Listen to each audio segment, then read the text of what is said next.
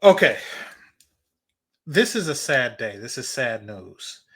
Not only for me as a black man, but for me as a black man who like Marvel comics, for me as a black man who don't like the direction that Marvel is taking its stories with the Marvels and all the other, overly woke crap that they're doing now.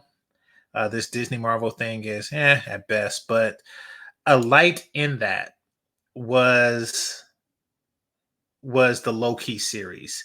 And I'm not even going to say Ant-Man Quantumanium. They could have, that was anyway. But Kane's character really brought out that series, starring Johnathan Majors. And it had great potential for Kane the Conqueror, and for really bringing the Marvel Cinematic Universe into a direction that may be as good as the previous phase. Who knows? But now that's completely gone, and it's gone because of a flimsy case where it seems like the jury just really just like, okay, it's four charges. Let me just give two out of the four since we're split on it. Let's just split the verdict. That's what it seems like happened, to be perfectly honest with you, which is stupid. But what do you expect from 12 people that can't get out of jury duty? Anyway, that is what's going on with that. But it brings up a question.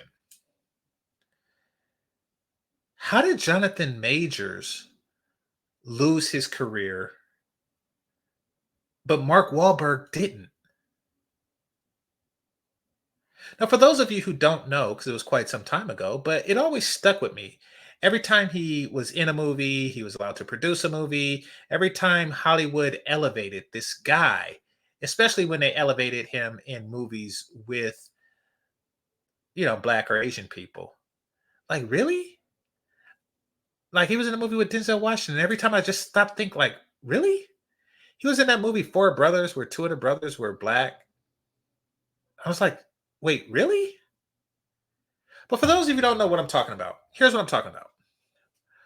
Mark Wahlberg's history of racially motivated attacks has resurfaced again after the actor was slammed for presenting the SAG Awards to the Asian cast of Everything, Everywhere, All at Once.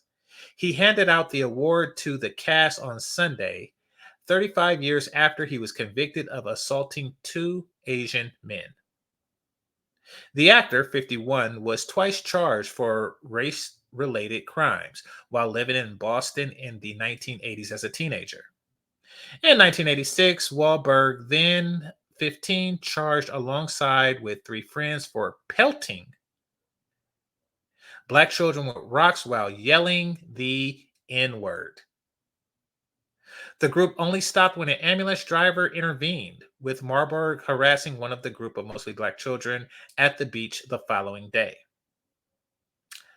So apparently, this as a young person, he took to throwing rocks at children, at black children, while calling them the N word. And this is a person with a thriving career in Hollywood. He is thriving. And if y'all are gonna say like, oh yeah, well, this is just a one-off. He was okay. Well, let's look further. He was then charged in 1988 for attacking two Vietnamese men while high on the drug PCP, calling his victims Vietnam effing S's. Wahlberg then knocked Tam Lan unconscious with a 5-foot wooden stick before punching his second victim, Johnny Trin, in the eye the same day. Officers say that he used racist slurs to describe both men, and Wahlberg was found guilty of violating the civil rights of the victims. Wow. He gets a career, though. Jonathan Majors, that guy who went to Yale, studied his whole life. Yeah, nothing for him. A civil rights injunction was issued against him and two of his friends, with these cases settled in court swiftly. He was also charged with attempted murder. Wait, what?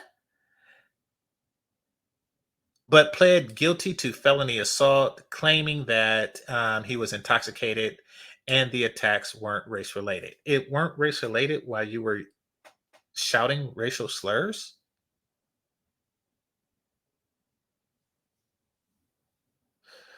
Wahlberg was found to be in contempt of court because of the civil rights injunction, which prohibited him from assaulting, threatening, or intimidating anyone because of their race or nationality. The actor was sentenced to 2 years in prison. Oh, wow. So his crime was far greater than Johnathan Majors' crime, but he still has a career,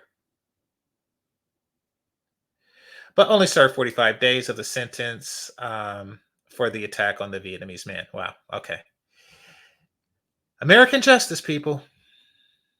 And 2014, he attempted to speak and pardon for the attack and have it wiped from his criminal record. Okay, good luck with that. And let's see. Oh, wait a minute. I didn't read this part before. He says in a written plea, I'm deeply sorry for the actions that I took on the night of April 8th, 1988, as well as for any lasting damage I may cause to the victims. Since that time, I've dedicated myself to becoming a better person and citizen so that I can be a role model to my children and others. But it's funny because I don't know which incident happened in 1988. So I don't know if this was the. Oh, wait a minute. So he's apologizing for what he did to the Vietnamese people, not what he did to the black kids. Let's be clear. He made that he made it a point to say, I apologize for what I did in 1988. Nothing else. Nothing that happened in 1986. I see no need to apologize for that. So let me go back down. Give me a second. I took the night of April 8th, 1988, as well as, let's see, but he later dropped a request saying that he had done the work to make things right, and adding that he hoped that his recent actions would show that he has changed. He said in a 2020 interview that I took it upon myself to own up to my mistakes and go against the grain and not be a part of the gang anymore.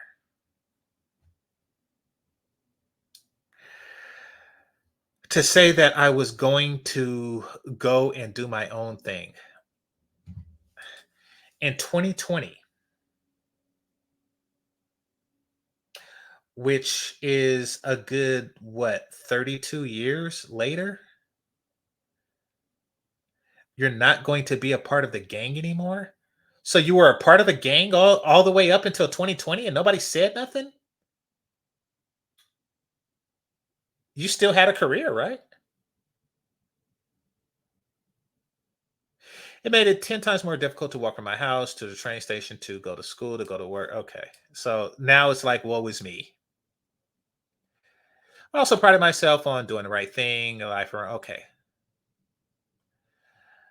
All right. And let's see. He was released after 45 days. We already read that. Let's see.